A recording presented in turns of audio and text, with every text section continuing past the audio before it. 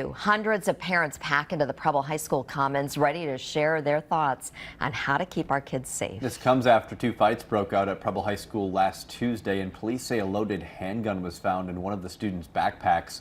Emily Byer joining us live in Green Bay this morning with a look at the feedback and what's next. Good morning, Emily. Yeah, good morning, Emerson and Tammy. Green Bay Public Schools really focusing on community outreach since that incident. There was a big turnout for that roundtable last night. A lot of people just wanting to hear from the district, but also wanting to make sure that they were heard.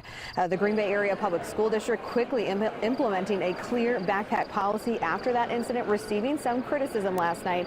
Superintendent Vicki Byer says she made the call on the clear bag policy herself. She continues to back that choice, telling the community there's more work that needs to be done, but it's going to take everyone's help and cooperation.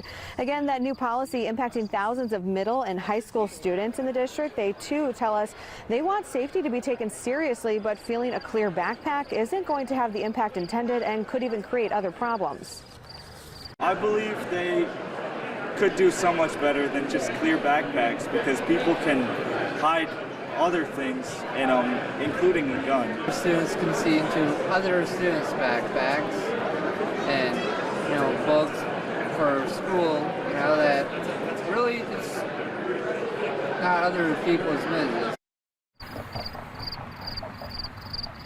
Now, the district plans to go over that feedback from last night's roundtable. We saw again last night the superintendent, several school board members going table to table, talking with different folks and asking their concerns too. They plan to go over the feedback that they received at the next school board meeting October 13th. Of course, we'll be there and bring you the latest updates then. We'll send it back to you.